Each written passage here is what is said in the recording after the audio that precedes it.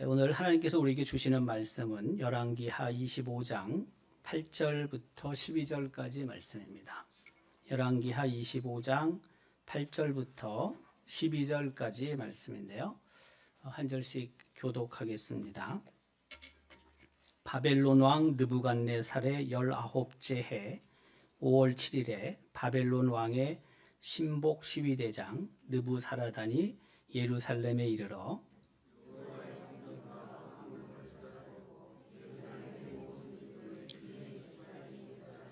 시위대장에게 속한 갈대아 온 군대가 예루살렘 주위의 성벽을 헐었으며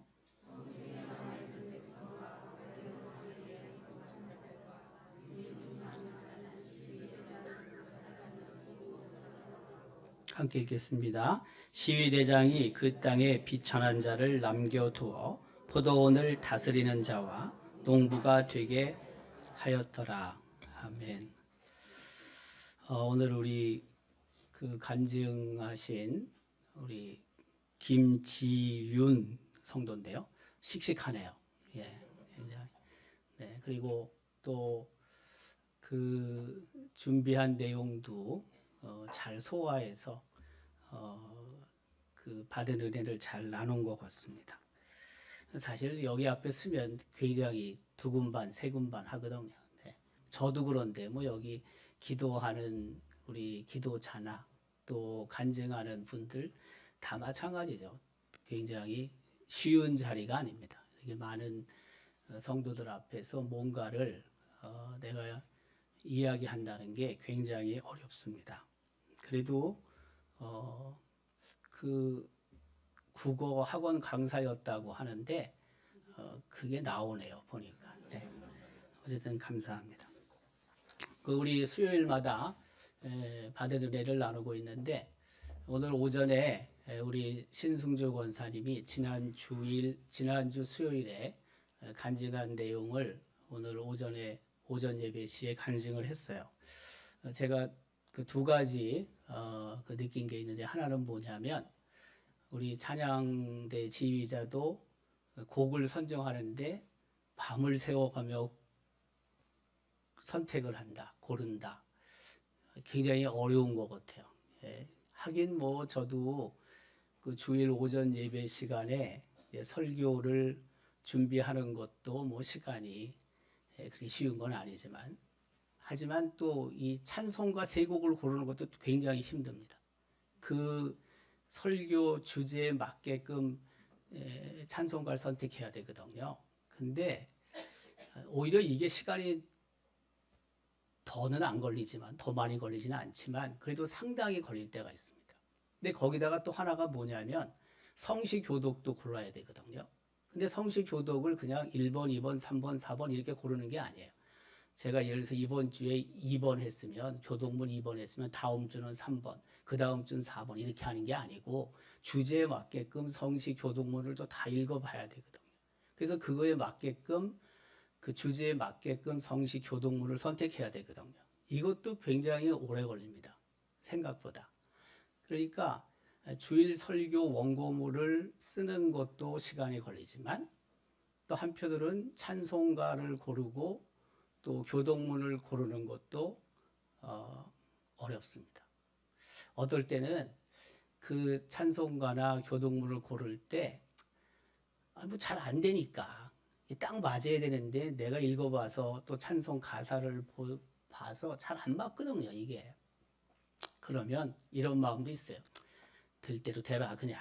네. 진짜로. 네. 안 되니까 시간이 너무 많이 걸리는데 저는 제게 주어진 시간이 있는데 그렇게 고르고 선택을 하고 주의를 맞는데 참 감사하게도 찬송을 부를 때 보면은 그래도 뭔가 맞아요. 그러니까 그 하나님께서 그렇게 성령께서 그렇게 일하신 거죠.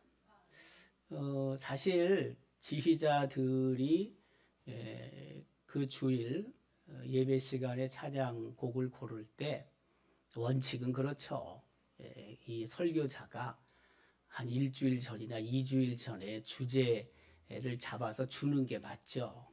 그래야지 그 주제에 맞게끔 지휘자가 선택을 해야 되는 거 아니에요? 근데 뭐 지금 우리 입장에서는 그거 급급하거든요. 일주일 전에 어떻게 줍니까? 2주 전에 어떻게 줍니까? 여러분 못 주지. 설교 제목, 설교 본문을 어떻게 줘요?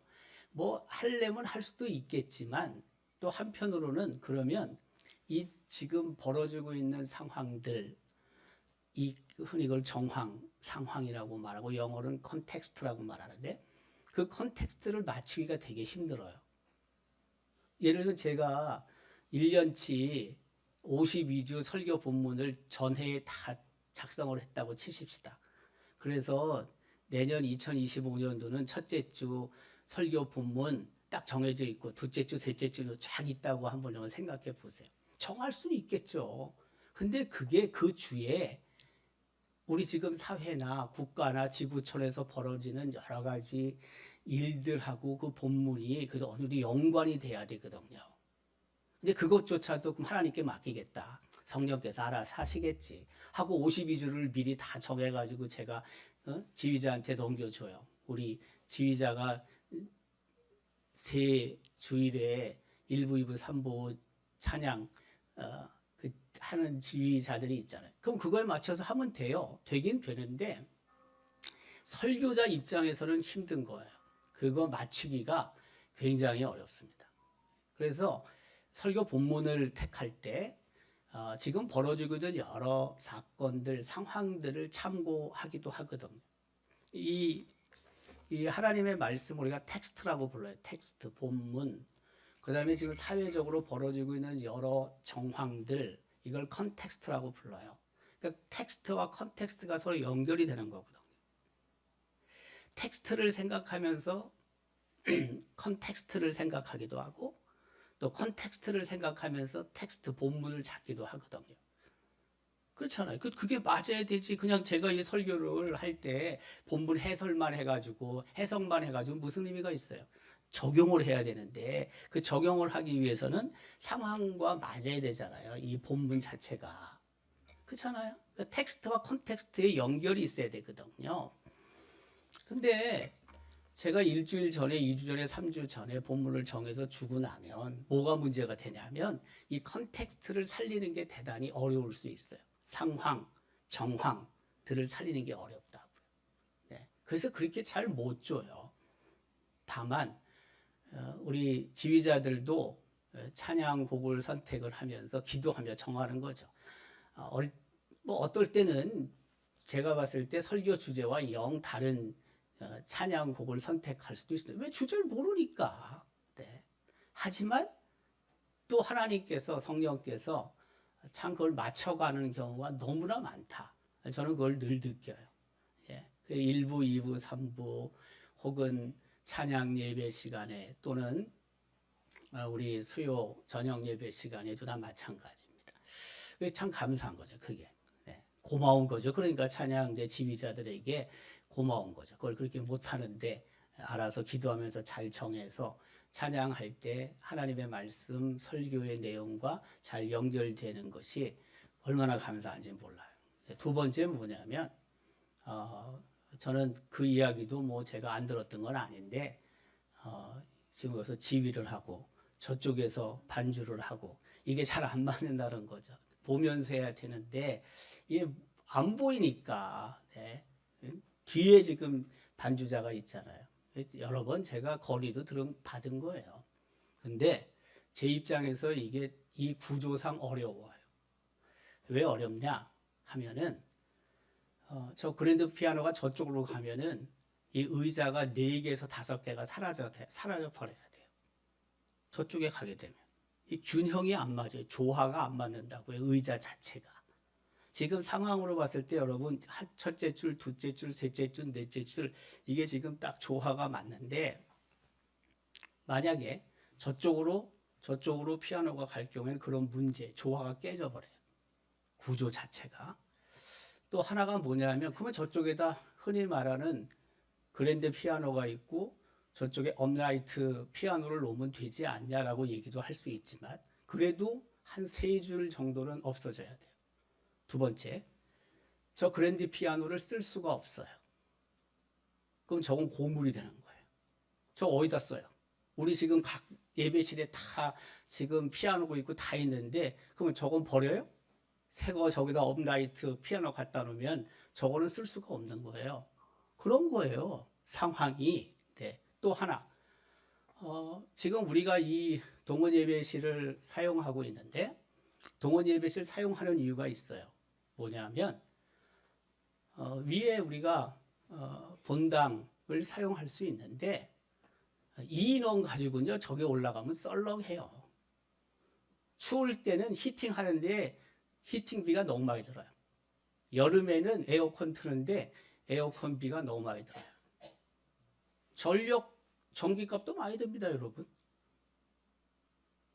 그러니까 추울 때 굳이 저기서 우리가 수요 예배 드릴 이유가 없는 거예요. 우리가 꽉 차가지고 인원이 올라가도 충분히 곳곳에 앉아서 빈자리가 그렇게 썩 안 보인다면 오케이. 근데 그게 아니라고요. 잘 생각해 보세요, 여러분. 굳이 그럴 이유가 뭐가 있어요. 네. 그러다 보니까 이전에는 우리가 저 위에서 수요 예배든 뭐 그런 예배를 드렸기 때문에 그런 문제가 없었죠. 근데 이제 이쪽으로 내려오면서 이제 그 문제가 생기는 거예요. 네. 어쩔 수 없는 측면들이 있다고요. 제가 봤을 때. 우리가 좀 시정해야 될 것들이 있다고 나는 생각하는데 그게 뭐냐면 몇 명 모이지도 않는데 큰 예배실을 사용하는 거 저는 그거 별로 좋다고 생각 안 합니다. 전기값도 참 많이 들고요. 냉난방에도 참 많은 에너지가 소비됩니다. 굳이 그럴 이유가 없다. 그래서 지난주 수요일에 제가 간증을 이 자리에서 듣지 못했지만 오늘 오전에 간증하는 걸 제가 들으면서 오해 아닌 오해가 있을 수 있겠구나. 혹시라도 제가 무슨 다비다 찬양대를 헐대하고 말이에요. 뭐 그렇게 혹시라도 생각을 할 수도 있겠구나.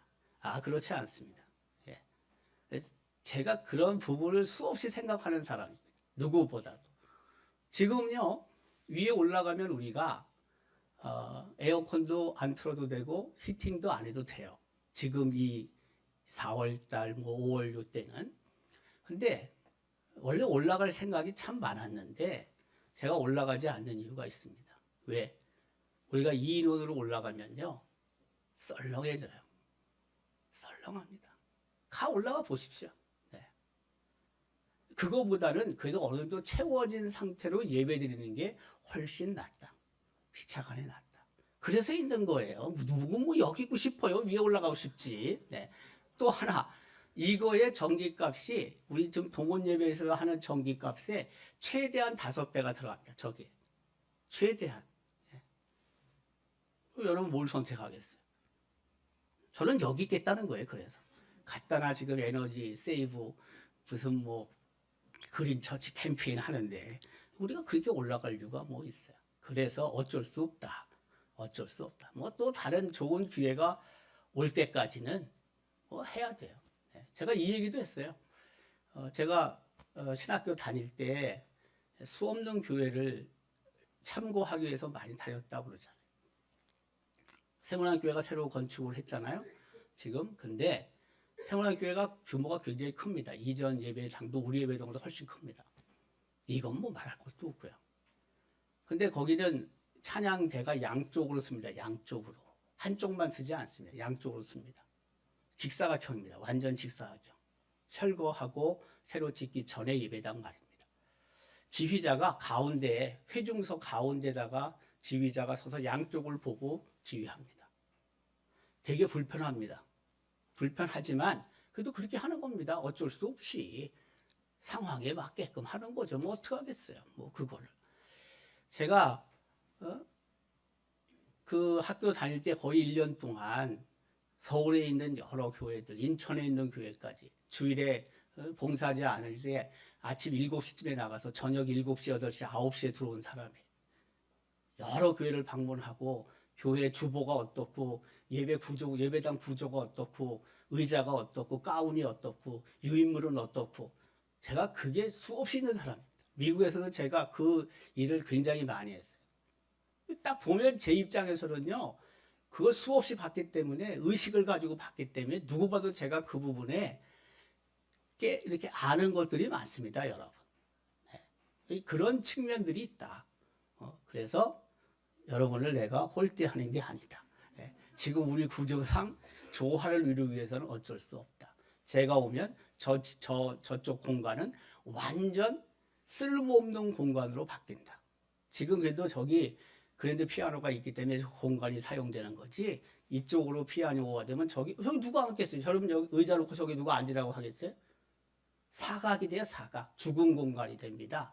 이렇게 공간의 조화를 위해서 어쩔 수 없다. 이게 제 이야기입니다. 오늘 아침에 제가 간증을 들으면서 이 두 가지를 꼭 이야기를 해야 되겠다. 시간이 많이 갔지만 그래도 필요하다는 생각이 제가 들었어요. 왜? 여러분들이 이런 생각, 이런 뜻을 모르면 오해할 수 있으니까. 자, 오늘 8번째 우리 구약 성경 중에서 그 인물, 마이너 인물에 관한 내용인데 느부사라단에 관한 겁니다. 느부사라단의 의미는 느부가 자녀를 주었다라는 뜻인데요. 네, 내가 안 돌아가는데요. 네, 됐습니다. 느부라는 것은 이제 바벨론의 신의 하나입니다. 근데 그 신이 자녀를 주었다. 이게 느부사라단이란 뜻이라고 합니다. 특별히 이 느부사라단은 바벨론 왕 느부갓네살의 경호 대장이었습니다. 바벨론 왕 느부갓네살의 19째 해 5월 7일에 바벨론 왕의 신복 시위대장 느부사라단이 예루살렘에 이르렀다.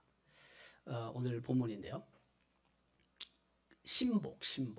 네. 그리고 시위대장. 시위대장이라는 게 경호대장이라는 거죠. 우리가 잘 알고 있지만은 요셉이 애굽으로 팔려갔을 때 그 애굽에서 살았던 집이 바로의 시위대장, 그죠? 네, 보디발의 집이었잖아요. 저 시위대장이라는 의미는 경호대장이다. 아무나 경호대장 쓰지 않잖아요. 정말 믿을 만한 사람을 쓰는 것이고, 그리고 그러다 보니까 파워가 있는 거죠. 바로 그 절대자 옆에서 경호를 하는 사람이니까, 신뢰를 받는 사람이니까 그만큼 파워맨이죠. 그 경호대장이 바로 느부사라단이었다라는 것이고요. 저 바벨론이 한창 번성했을 때 그 땅덩어리입니다. 여러분 보시면은 굉장히 크죠. 네. 저 파란색은 다 물들을 뜻하는 것이고요. 물. 네. 그래서 여러분 보실 때 우측편, 좌측편, 지중해가 좌측입니까 우측입니까 여러분? 좌측. 네. 좌측편 지중해. 네. 지중해가 있고요. 그다음에 우측편에 페르시아만이 있고요. 또 저 위에는 이제 흑해와 카스피해도 보이고 그렇잖아요. 근데 지금 보라색 저게 다 바벨론 땅이니까 굉장한 거죠. 그 바벨론 땅에 보면은 좌측편에 이스라엘도 가나안 땅도 포함되는 것이고 그 밑에 애국까지는 넘어오지 않았지만 어쨌든 저 위에 터키, 수리아 뭐 전체를 다 정복한 상황이라고 볼 수 있죠. 남유다가 멸망을 당합니다. 그 느부갓네살 왕이 예루살렘을 포위합니다. 포위. 근데 우리가 잘 알고 있지만 남유다의 마지막 왕이 시드기야죠. 시드기야 제9년. 그러니까 시드기야 왕이 11년 될 때 예루살렘이 멸망당하거든요. 그러니까 2년 전부터 느부갓네살 왕이 예루살렘으로 쳐들어와서 포위하는 거죠. 쉽게 얘기하면. 저기 보면 이제 그런 내용들이 있습니다. 시드기야 제9년 10째 달 10 뭐예요? 네, 10일에 네. 올라와서 바벨론 왕 느부갓네살이 그의 모든 군대를 거느리고 예루살렘을 치러 올라와서 그 성에 대하여 진을 치고 주의 토성을 쌓고 그 성이 시드기야 왕 제11년까지 포위되었죠. 네. 여기 보면 이제 그 내용이 있고요. 지금 이제 재구성한 그 솔로몬 왕 궁전, 그 이스라엘 왕의 궁전과 그 다음에 예루살렘 성의 조감도 비슷한 거죠. 앞에 보이는 것이 성벽이고 그 다음에 그 뒤에 예루살렘 그 솔로몬이 진 왕궁이 보이고요. 그 다음에 우측편에 예루살렘 성전이 있습니다. 근데 이제 저게 다 무너지게 되는 거죠. 한마디로 얘기하면 정복당해서. 그 마지막 남유다의 왕들은 이렇습니다. 그 남유다의 왕이 20대 왕까지 있었는데, 근데 그 맨 우측편에 보면 시드기야가 있는데 그 시드기야가 마지막 왕, 20대 왕이고요. 그가 11년 동안 남유다를 통치했습니다. 그리고 맨 아래 보면 여호야긴이라고 있는데 19대 왕이고요. 그가 3개월 동안 남유다를 다스렸고 그 다음에 그 위에 여호야김은 18대 왕이고 그 역시 11년 동안 남유다를 통치했고요. 중앙에 있는 사람이 여호아스 3개월 통치하죠. 이제 그 위에가 16대 이스라엘의 종교 개혁이 있었던 요시야 왕 때인데요. 16, 그다음에 17, 18, 19, 20대. 이때 굉장히 혼란스러웠죠. 남유다가. 결국에는 시드기야 왕 11년 차 때 남유다가 완전히 멸망을 당하게 되는 거죠. 그 남유다 마지막 왕 누구예요? 시드기야죠. 시드기야 왕이 그 순환을 당하게 됩니다.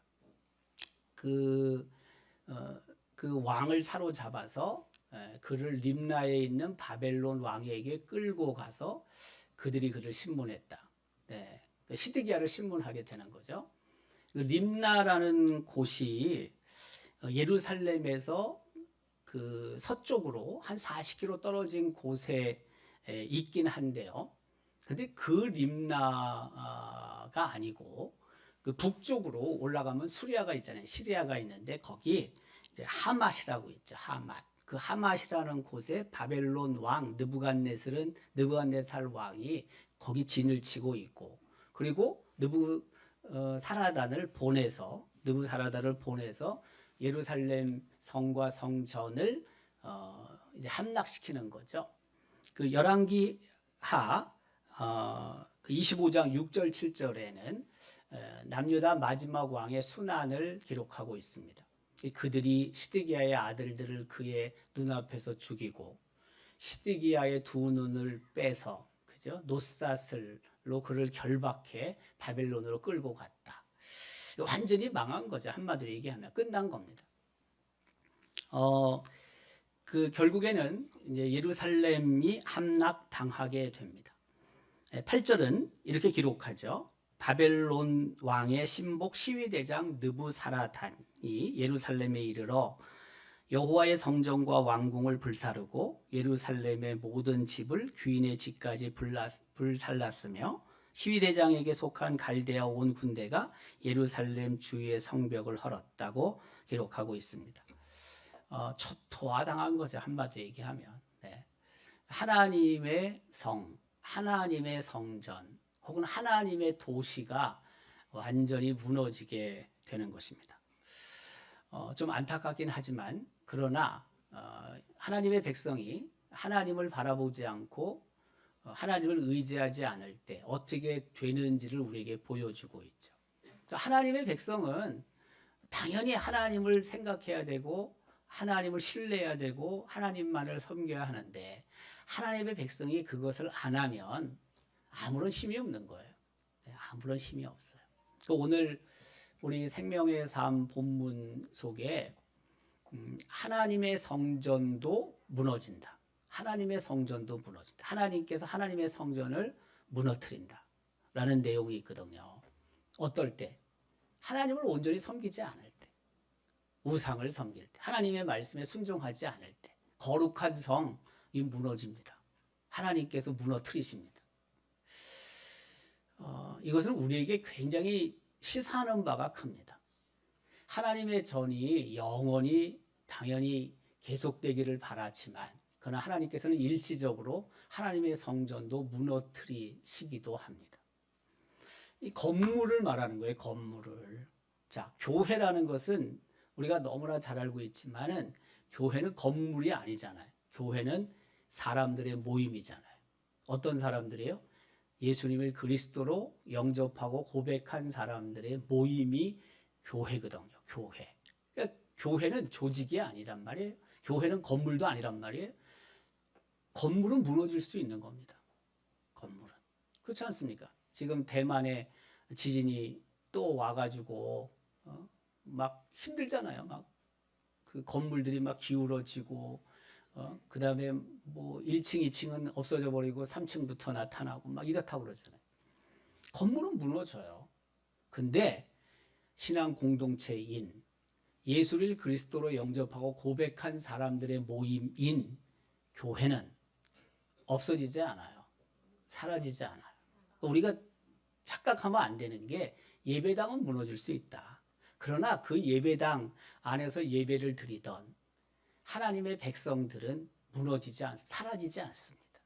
예수님께서 이 세상에 오시는 그날까지 교회는 존재하는 거예요. 그래서 교회가 건물이 아니니까. 우리 나가서 여러분 우리 교회 정면 앞에 건물을 보고 서면 안동교회라고 써 있는 게 아니고 안동 뭐라고 써 있다고요? 예배당이라고 써 있다니까요. 건물이에요, 건물. 네.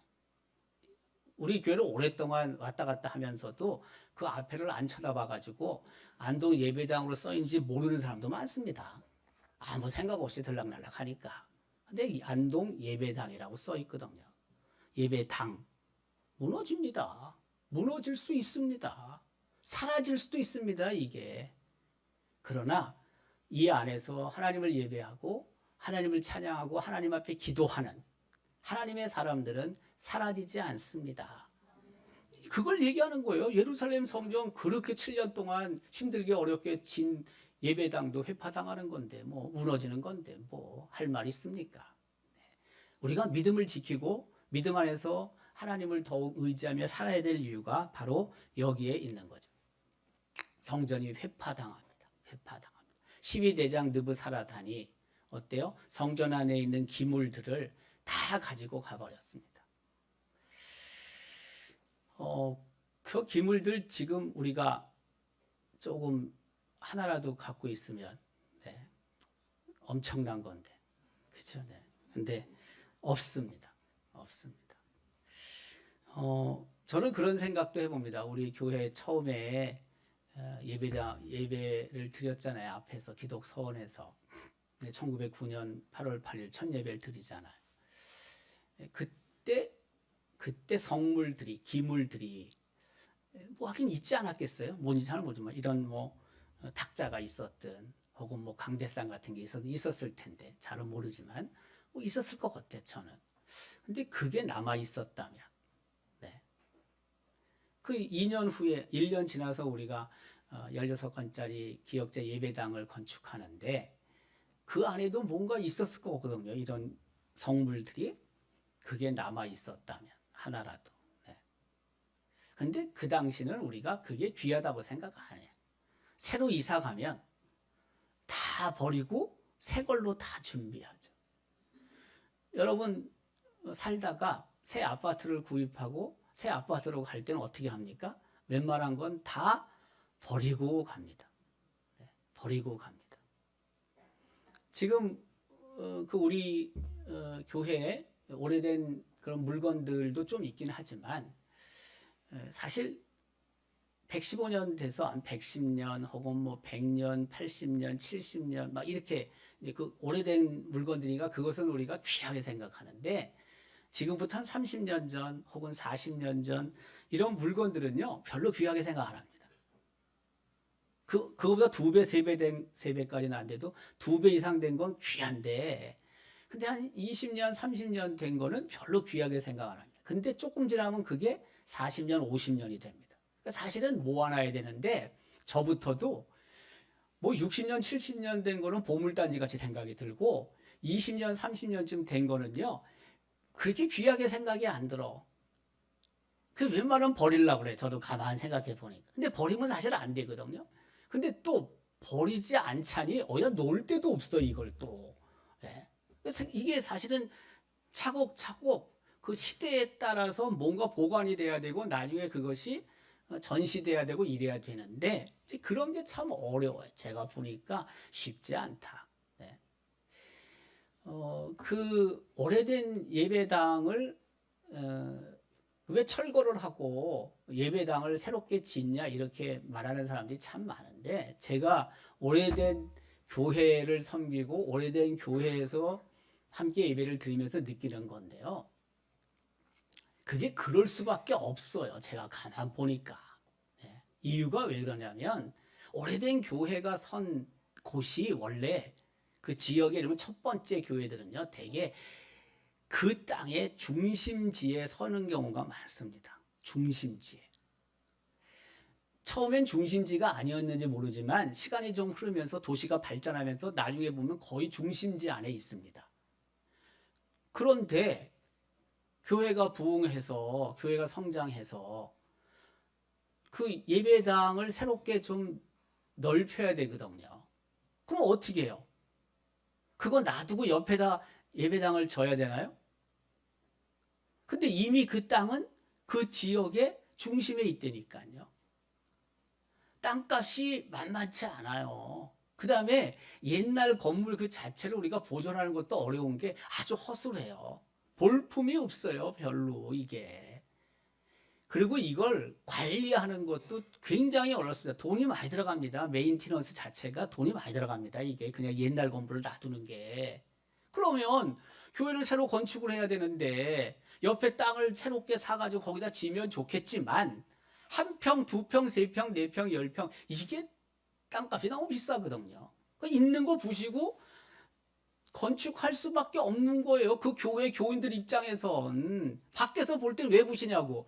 자기네면 또 어떻게 할까? 난 생각이 들어요. 자기네 그러면 그걸 다 그러면 새로 사가지고 짓겠어요? 자기네 하지도 못하면서 말이에요. 그렇게 말하면 안 되죠. 네. 저는 그렇게 생각합니다. 현실이 어려운 겁니다. 굉장히 어려운 겁니다, 이게. 그러다 보니까 한국 교회가 막 부흥할 때 오래된 교회들 옛날 건물을 갖고 있었는데 그 자체가 안 되니까 소화가 안 되니까 건물을 새로 건축을 해야 됐고 그러다 보니까 옆에 있는 땅을 새롭게 사가지고 질 수는 없고 형편이 안 되는 거예요, 그게. 그렇다고 그걸 다 내놓고 딴데 땅값이 좀 싼 곳에 가서 진다. 그럼 이거 팔아야 되는 건데 이 땅을. 그럼 이건 완전히 더 없어지죠. 그 턱까지 없어지는 거죠. 안 되는 거예요. 그래서 저는 오래된 교회들이 그 예전 건물들을 철거를 하고 거기다 예배당을 건축할 수밖에 없는 사연이 있다. 사연이. 난 그렇게 생각해. 근데 우리는 이게 지금 87년이 됐지만 이 예배당을 사용할 수 있었던 이유 중에 하나가 주변에 땅이 우리는 꽤 있기 때문에 그런 거예요. 그러다 보니까 저기다 100주년 기념관도 건축할 수 있는 거지. 땅이 없으면 우리는 어떻게 하겠어요? 땅을 사가지고 거기다가 져야 되는데 아니 건축하는 것도 건축비가 얼마나 많이 들어가는데 땅을 사가지고 그 땅값만 해도 이게 어렵습니다, 여러분. 네. 그래서 별로 비판할 일이 아니다. 그렇다고 해가지고 이제는 어느 시점부터는 뭐 옛날 건물에 대한 소중함을 아니까 막 부셔도 안 돼. 알아요, 그거 내가.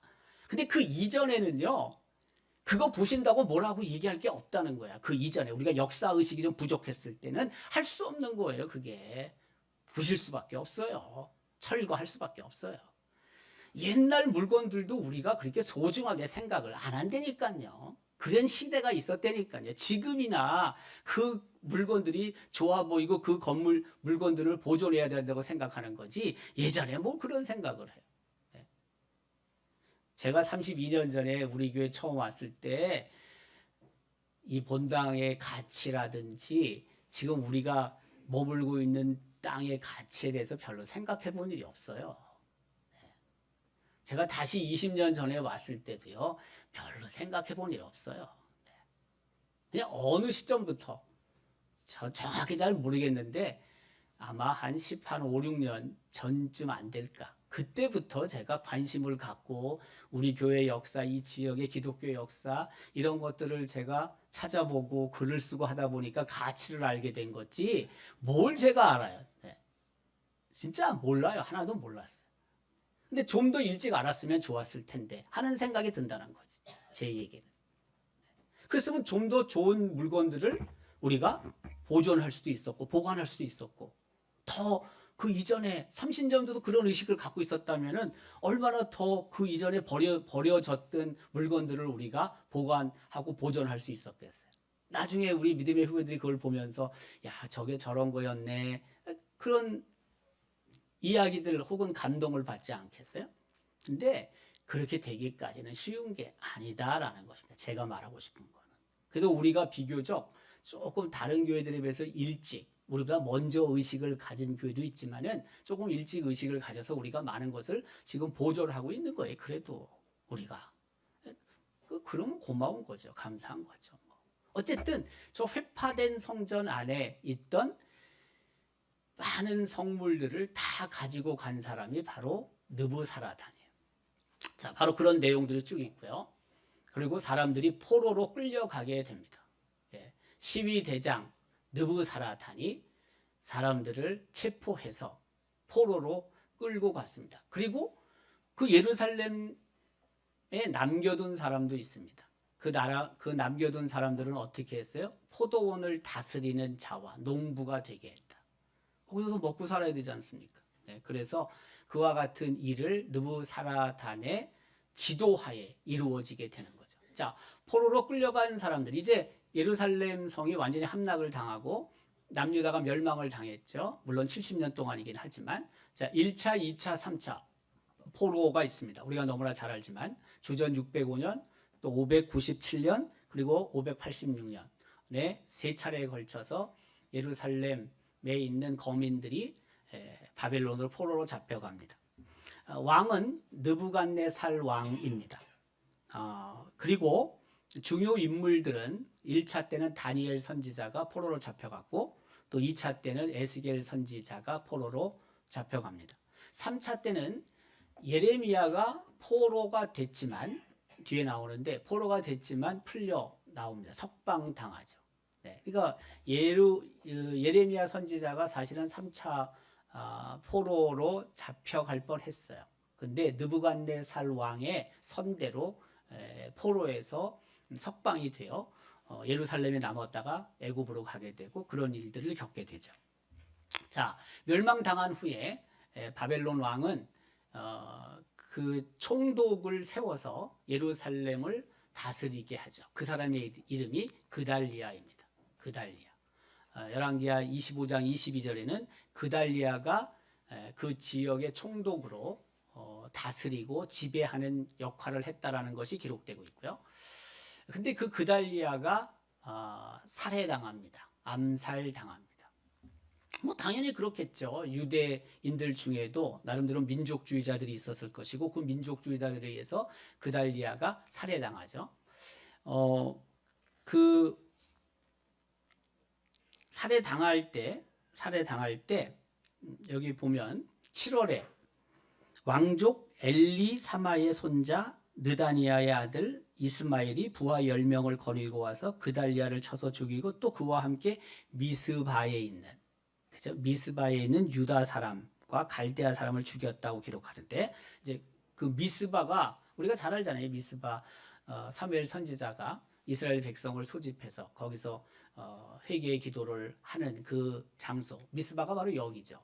저기 보시면은 예루살렘이 있고요. 그 다음에 그 위에 미스바가 있고요. 그 위에 베델이 있고 그 위로 올라가면은 이제 세겜이 있죠. 세겜은 지금 나와 있지 않지만은 예루살렘에서 미스바까지 한 13km 정도 떨어진 곳이고 당시 미스바는 종교적 아주 요충지, 중요한 자리, 중요한 장소라고 할 수 있죠. 정치 그리고 종교의 중심지가 미스바인데 그 미스바에 포로들을 집결했죠. 포로들을 집결해서 이제 끌고 가는데 바로 그 미스바에 있는 유다 사람과 갈대아 사람들을 이제 죽이죠. 왜? 자기들이 임명한 총독 그달리아가 죽었기 때문에 가만히 있겠어요? 가만히 있지 않죠. 바로 미스바가 저기입니다. 별로 멀리 떨어져 있지 않습니다. 엘리야 선지자와 바벨론의 관계도 마찬가지인데 아까 언급한 것처럼 예레미야 선지자가 포로로 잡혀가요. 근데 이게 이제 차고였죠. 차고. 느부갓네살 왕은 예레미야 선지자를 그 체포해서 포로로 끌고 가지 말라고 했는데 서로 차고 중에 체포가 되죠.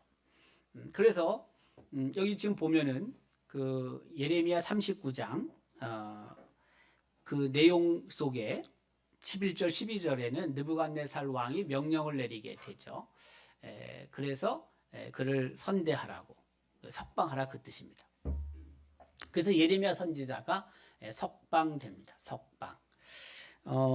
지금 그 앞에 보면 라마에서 풀려난 후에 라마라는 곳이 나오는데요. 저 라마라는 곳도 예루살렘에서 북쪽으로 약 한 10km 이내에 있는 곳입니다. 그러니까 예루살렘에서 체포당해서 예레미야 선지자가 이제 북쪽으로 끌려가잖아요. 그 미스바라는 곳, 거기에 이제 포로들이 집결되어 있고 거기서부터 이제 본격적으로 바벨론으로 끌고 가게 되는데 그 가기 전 라마라는 곳에서 석방당해요. 그러니까 그 예레미야 선지자가 포로로 잡힌 지 불과 얼마 안 지났을 때라는 것을 알 수가 있습니다. 우리가 멀리 간 다음에 예레미야 선지자가 석방당한 건 아니고 석방당해 그 포로로 잡힌 다음에 불과 얼마 안 돼서 느부갓네살 왕의 의사가 느부사라단에게 전해졌고 느부사라단이 그것을 수용을 해서 석방을 하게 되는 거죠. 자, 앞서 그 1차, 2차, 3차 포로를 얘기를 했는데 여러분 1차는 다니엘, 2차는 에스겔 선지자, 그리고 3차에는 예레미야 선지자인데 예레미야 선지자는 예루살렘에 그대로 남게 됩니다. 그래서 그 선지자들도 예외는 아니었다. 포로로 잡혀가는데 예외 없이 포로로 잡혀가게 됐다라는 것을 보여주는 거죠. 저거는 조금 더 이제 상세하게 1차, 2차, 3차 포로의 내용들을 언급하고 있는 거죠. 605년 주전 느부갓네살 왕 즉위년에 예루살렘을 향한 공격이 시작됐다는 것이고 2차는 느부갓네살 왕이 왕위에 오른 지 8년째 되던 해에 침공했다는 것이고 그리고 3차는 느부갓네살 왕이 19년 재위 19년 때에 예루살렘을 공격했다라는 것이고 남유다 왕이 언급되고 있죠. 여호야김, 여호야킨, 시드기야 이 세 왕 때 그 침공을 받았다는 것이고요. 포로들 앞서 그 다니엘, 에스겔 선지자에 대한 얘기를 했지만은 1차 포로 때는 왕족, 귀족들이 주로 포로로 잡혀갔다는 것이고요. 2차 포로 때는 권세 있는 자들, 그 다음에 전쟁에 능한 사람들, 에스겔 선지자 포함해서 붙잡혀 가게 되고요. 3차 마지막 때는 왕자들, 그리고 하층민을 제외한 많은 백성들이 포로로 잡혀가게 되죠. 그 느부사라단에 대해서 하나님이 우리에게 주시는 두 가지 교훈이 있다고 저는 생각합니다. 첫 번째는 뭐냐면 남유다를 초토화시켰죠. 이 느부사라단이 악역을 맡습니다. 악역을. 하나님께서 느부사라단에게 악역을 맡기신 것 같아요. 저는. 왜 누구든 예루살렘을 멸망시켜야 되거든요. 예루살렘을 초토화시켜야 되고 그리고 포로로 잡혀가야 되고 그리고 70년 동안 어쨌든 있어야 되는 것이고 그 후에 하나님의 뜻에 따라서 포로로 귀환하게 되잖아요. 그러니까 악역을 맡은 사람이 있습니다. 악역을. 개인적으로 볼 때는 또 한편으로는 좀 안타까운 일이긴 하지만 그러나 때때로 누구에게든지 하나님께서 악역을 맡기실 때가 있다. 네. 내가 뭐 그걸 하지 않고자 해서 할 수 없는, 안 하는 것은 아니고요. 어쩔 수 없이 맡게 되는 경우들이 있습니다. 또 하나는 뭐냐면 그럼에도 불구하고 느부사라단은 하나님의 뜻을 이룬 도구라고 할 수 있습니다. 그가 하나님을 인정합니다. 이방 사람임에도 불구하고 그가 하나님을 인정하는 자리에 있게 되죠. 앞서 제가 예레미야 선지자와 바벨론 왕 그 관계를 이야기를 했는데요. 예레미야서를 보면은 그 바벨론 왕 느부갓네살 왕과 예레미야 선지자 사이의 관계들을 우리가 볼 수 있어요. 특별히 그 예레미야 40장 2절 3절에는요. 느부사라단이 하나님을 인정하는 말을 저렇게 합니다. 이 사령관의 느부사라단이죠. 예레미야를 불러다가 이르되 네 하나님 여호와께서 이곳에 이 재난을 선포하시더니, 그 입에서 여호와 하나님이라는 이름이 자연스럽게 나오죠. 여호와께서 그가 말씀하신 대로 행하셨으니 이는 너희가 여호와께 범죄하고 그의 목소리에 순종하지 아니하였으므로 이제 이루어졌도다. 이 일이 너희에게 임한 것이니라. 하나님을 모르는 사람들이 하나님의 이름을 언급하면서 우리의 범죄 행위에 대해 지적을 할 때도 있습니다. 네가 뭐 하나님을 어떻게 아냐고 우리의 생각엔 그렇게 들기도 하지만, 그러나 극히 희귀한 일이긴 하지만 전혀 하나님을 믿지 않는 사람이 하나님의 이름을 말하면서 우리의 죄를 깨닫게 할 때가 있습니다. 너무 무시할 이유는 없어요. 네. 불신자들이 하는 말을 우리가 너무 무시해서도 안 된다. 네.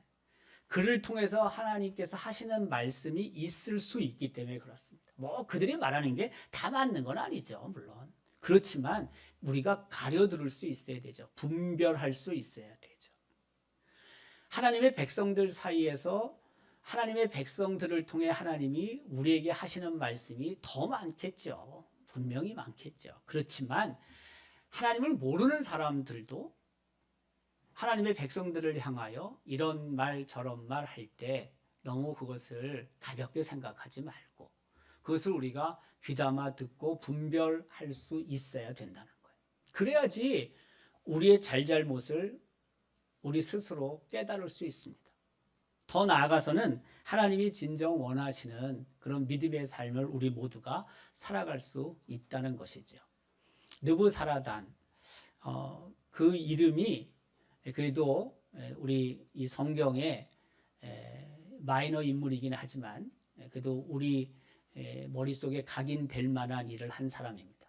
악역을 맡았지만 또 한편으로는 그를 통해서 하나님의 뜻이 전해지고 또 하나님의 말씀을 이스라엘 백성에게 전한 사람이라고 할 수 있습니다.